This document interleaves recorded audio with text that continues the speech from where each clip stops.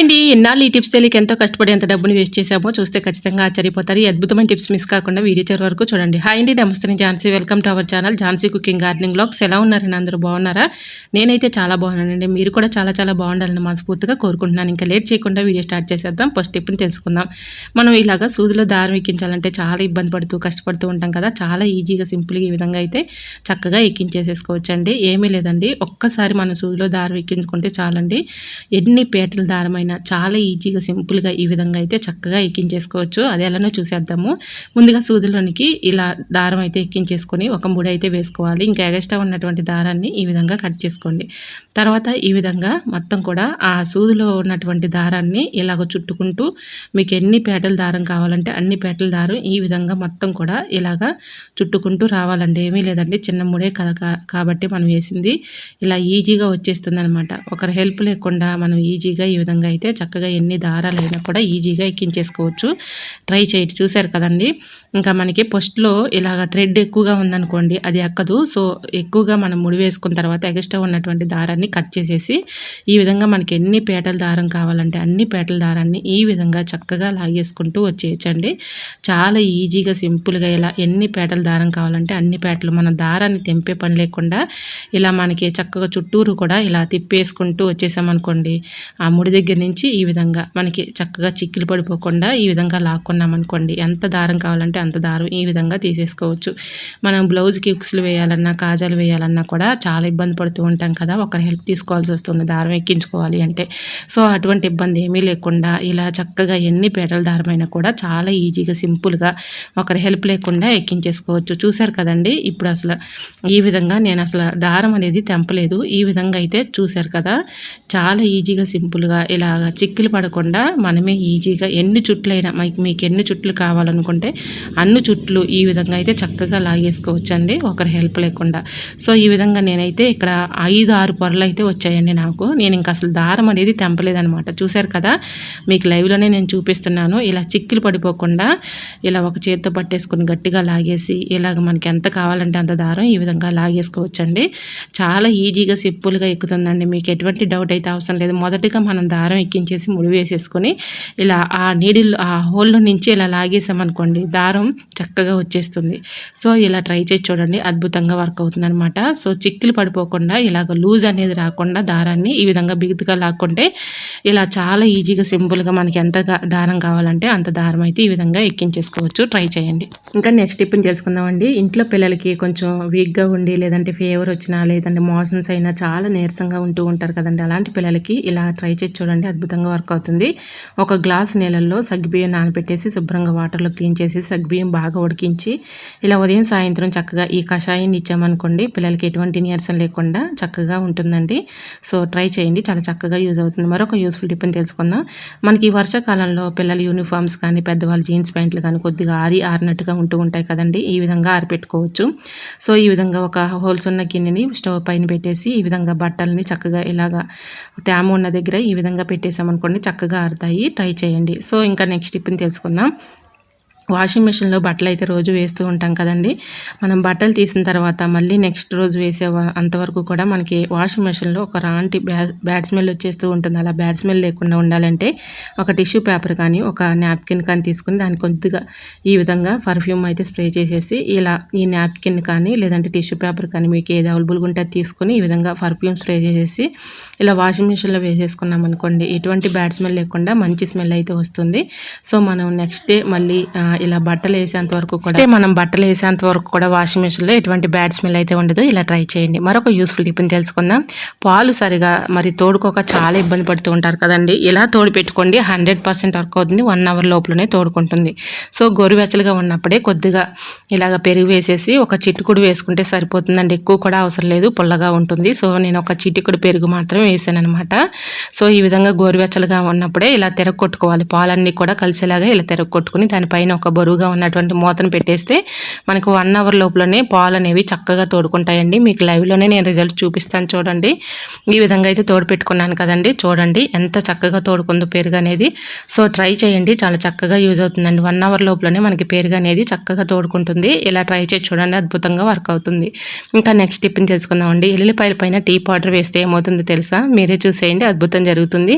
So ఎల్లుల్లిపాయలను 2 తీసుకొని మెత్తగా దంచేసుకొని ఏదైనా ఒక పేపర్ తీసుకోండి. ఒక న్యూస్ పేపర్ కానీ లేదంటే మన ఇంట్లో పిల్లలకి నోట్స్లు ఉంటాయి కదండి, ఆ నోట్స్ పేపర్ అయినా తీసుకోవచ్చు. సో నేను ఇక్కడ ఒక న్యూస్ పేపర్ తీసుకున్నాను. దాంట్లో ఎల్లుల్లిపాయలు 2 దంచేసి అందులో పెట్టేసుకోండి. ఒక 1 టీ స్పూను టీ పౌడర్ వేసుకోండి. అలానే దీంట్లో కర్పూరం బెల్లం కూడా 1 చిదిమేసుకుని ఆ పౌడర్ కూడా అందులో వేసుకోండి. ఒక బిర్యానీ ఆకు, దాల్చిన చెక్క, 2 లవంగాలు వేసేసి ఈ విధంగా పొట్లం కట్టుకోండి. పొట్లానికి అక్కడక్కడ హోల్స్ పెట్టేసుకోండి. సిజర్ కానీ లేదంటే ఒక చాకు కానీ తీసుకొని పొట్లానికి అక్కడక్కడ హోల్స్ పెట్టేసుకోండి.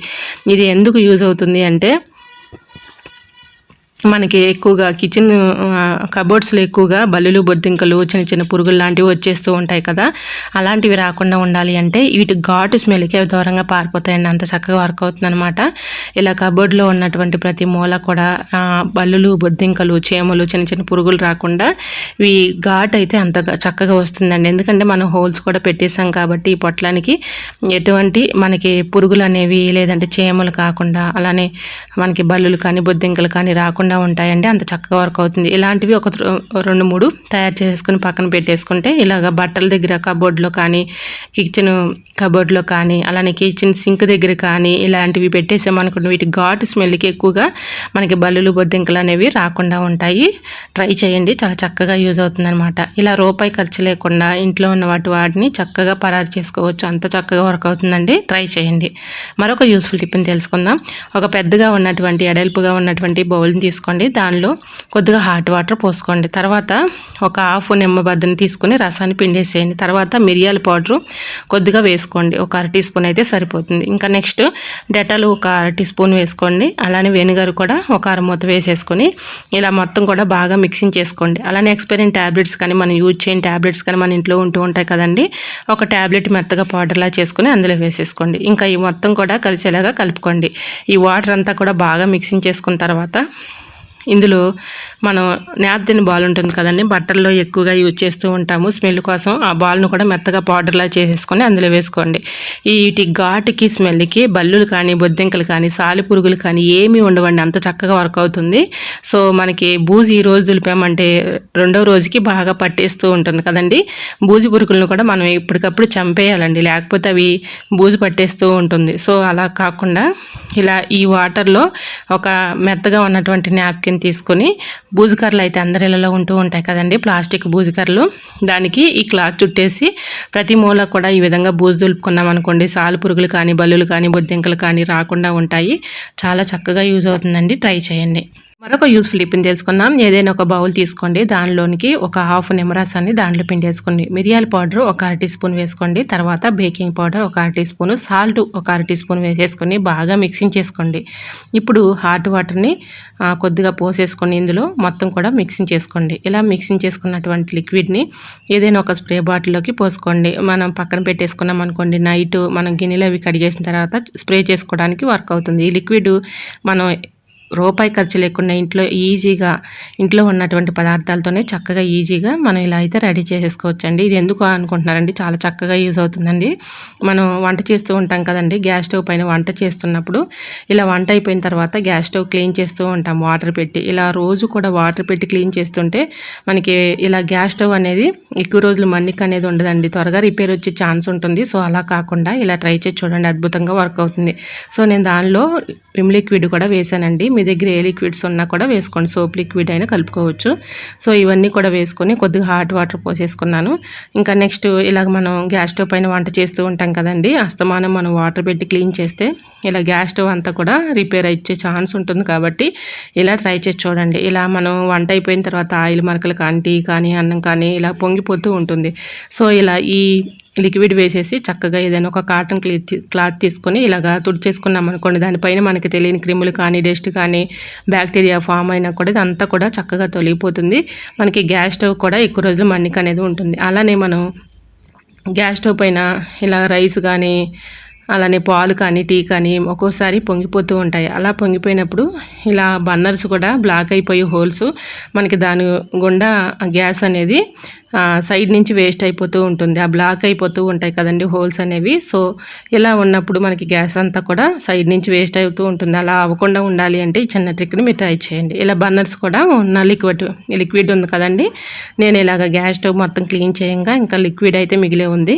సో ఈ బర్నర్స్ కూడా అందులో వేసేసి ఒక 5 మినిట్స్ అలా ఉంచేసాను. 5 మినిట్స్ తర్వాత ఇలాగ పాతది ఒక టూత్ బ్రష్ తీసుకొని ఈ విధంగా క్లీన్ చేసేసుకున్నాం అనుకోండి, చక్కగా క్లీన్ అయిపోతుంది. ఇందులో బేకింగ్ పౌడర్, సాల్ట్, నిమ్మరసం, అలానే మిరియాల పౌడరు, అలానే దీంట్లో కర్పూరం కూడా వేసి చక్కగా విమ్ లిక్విడ్ కూడా వేసాం కాబట్టి చాలా చక్కగా యూజ్ అవుతుందండి. ఇలా ఒక 5 మినిట్స్ ఇలా వదిలేసి తర్వాత ఇలా మొత్తం కూడా చక్కగా క్లీన్ చేసేసుకున్నాం అనుకోండి, మనకి ఇలా బ్లాక్ అయిపోయినటువంటి హోల్స్ కూడా చక్కగా హోల్స్లో నుంచి కూడా చక్కగా మంట అనేది వస్తుంది. ఇలా మనకి 1 మంత్కి 2 టైమ్స్ కానీ 3 టైమ్స్ కానీ ఇలాగ చేస్తూ ఉన్నామనుకోండి, ఇలా గ్యాస్ స్టవ్ బర్నర్స్ అనేవి మనకి చక్కగా అందులో నుంచి సైడ్ నుంచి మంట వేస్ట్ అవ్వకుండా చక్కగా మంట అనేది వస్తుందండి. ఈ విధంగా క్లీన్ చేసుకోండి, అద్భుతంగా వర్క్ అవుతుంది. వీటి ఘాటు స్మెల్కి కూడా మనకి బల్లులు కానీ బొద్దింకలు కానీ వాటి దరిదాపులకు కూడా రావండి. ట్రై చేయండి. ఎటువంటి క్రిములు ఉన్నా, డస్ట్ ఉన్నా, ఇవన్నీ బ్యాక్టీరియా ఉన్నా తొలగిపోతాయి. మనకి స్టవ్ చూడటానికి నీట్గా ఉంటుంది. అలానే బల్లులు బొద్దింకలు ఇలాంటివి రాకుండా కూడా ఉంటాయి. గ్యాస్ కూడా మనకి ఆదా అవుతుంది. ట్రై చేయండి, మీ మనీని కూడా సేవ్ చేసుకోవచ్చు. ఇలా ఏదైనా ఒక పొడి క్లాత్ తీసుకుని తుడిచేసుకుని తర్వాత స్టవ్ ఆన్ చేసుకుంటే మంట అనేది చక్కగా వస్తుందండి. ట్రై చేయండి. మరొక యూస్ఫుల్ టిప్ని తెలుసుకుందాం. ఇలా బాత్రూమ్ ప్రతి మూల చక్కగా మెరిచిపోవాలంటే ఈ చిన్న ట్రిక్ని ట్రై చేయండి. ఎక్కువగా కష్టపడే పని లేదు, ఎక్కువగా రుద్దే పని లేదు. వేడి నీళ్ళల్లో ఇది ఒక్కటి కలపండి చాలు, చాలా చక్కగా యూజ్ అవుతుందన్నమాట. సో ఇలా అయితే నేను ఒక బకెట్ అయితే తీసుకున్నానండి. ఒక ట్యాబ్లెట్ అయితే మీ దగ్గర ఏ ట్యాబ్లెట్స్ ఉన్నా పర్లేదండి. నేను 2 ట్యాబ్లెట్స్ తీసుకున్నాను. మెత్తగా పౌడర్లా చేసేసుకొని ఆ బకెట్లో వేసేసుకోండి. నేను ముందుగానే హాట్ వాటర్ పోసేసుకున్నానండి. సో ఇలా ఆ ట్యాబ్లెట్స్ అయితే వేసేసాను. మీ దగ్గర ఏ ట్యాబ్లెట్స్ ఉన్నా వేసుకోవచ్చు, ఇబ్బంది ఏమీ లేదు. సో మనకి ఏంటంటే క్రిములు పోవడానికి, బ్యాక్టీరియా పోవడానికి ఇవి యూజ్ చేస్తున్నాం అనమాట. ఇంకా బ్లీచింగ్ పౌడర్ తీసుకున్నానండి. ఇక్కడ మనకి ఆన్లైన్లో అవైలబుల్గా ఉంటాయి, కిరాణా షాపుల్లో కూడా దొరుకుతాయి. సో ఈ విధంగా బ్లీచింగ్ పౌడర్ కొంచెం కాస్ట్లీ తీసుకొని ఇలా నేను ఒక 2 స్పూన్స్ అయితే వేసుకున్నానండి. ఇలా హాట్ వాటర్లో మొత్తం కూడా కలిపేసుకున్నాను. ఇప్పుడు దీనిలో ఒక 1 స్పూన్ సర్పు కూడా తీసుకోండి, కొద్దిగా బేకింగ్ పౌడర్, ఇవన్నీ వేసేసి ఇలా బాత్రూమ్ ప్రతి మూల కూడా ఇలా అయితే ఈ వాటర్ని అప్లై చేయండి. ఇలా అప్లై చేసేసి తర్వాత కొబ్బరి చీపురు కానీ ఏదన్నా లేదంటే ఒక బ్రష్ కానీ తీసుకొని బాగా రుద్దేసేయండి. ఇలా రుద్దేసిన తర్వాత ఒక 1 అవర్ పాటు నానపెట్టేసి తర్వాత ఈ విధంగా చక్కగా క్లీన్ చేసుకుంటే ప్రతి మూల కూడా మెరిసిపోతుంది. ఈ వాటర్తో మన సింక్ బేసిన్స్ కానీ, కిచెన్ సింక్ కానీ, అలానే బకెట్స్ మనకి ఎక్కువగా పాకుడు పట్టేసి డస్ట్ పడుతూ ఉంటుంది. క్రిములు కానీ బ్యాక్టీరియా కానీ అంతా తొలగిపోతుంది. చక్కగా ఈ వాటర్ పెట్టి క్లీన్ చేయడం వల్ల మనకి ప్రతి ఒక్క వస్తువు కూడా చక్కగా క్లీన్ అయిపోతుంది. నిజంగా చెప్తున్నానండి, చాలా చక్కగా వర్క్ అవుతుంది. మీకు లైవ్ రిజల్ట్ కూడా నేను చూపిస్తున్నాను చూడండి, చాలా ఈజీగా క్లీన్ అయిపోతాయి. ట్రై చేయండి. మరి ఈ వీడియో మీకు నచ్చితే ప్లీజ్ అండి చూస్తూ ఉండగానే చిన్న లైక్ చేసి మన ఛానల్ని ఫాలో అవ్వండి. సో ఎటువంటి ఇబ్బంది లేకుండా వేడి నీళ్ళల్లో ఇది ఒకటి కలిపేసి చక్కగా మనం ఈ విధంగా ప్రతి ఒక్క వస్తువు కూడా చక్కగా క్లీన్ చేసేసుకోవచ్చు అండి. ట్రై చేయండి. మనం ఎక్కువగా రుద్దే పని కూడా ఉండదు, చాలా ఈజీగా క్లీన్ అయిపోతాయి. ట్రై చేయండి. మరి ఈ వీడియో మీకు నచ్చితే తప్పకుండా చిన్న లైక్ చేసి మన ఛానల్ని ఫాలో అవ్వండి. మరొక వీడియోతో మళ్ళీ కలుసుకుందాం. అంతవరకు మన యూట్యూబ్ ఫ్యామిలీ అంతా బాగుండాలి, అందులో మా ఫ్యామిలీ ఉండాలని కోరుకుంటూ మరొక వీడియోతో మళ్ళీ కలుసుకుందాం. అంతవరకు by by. Thanks for watching.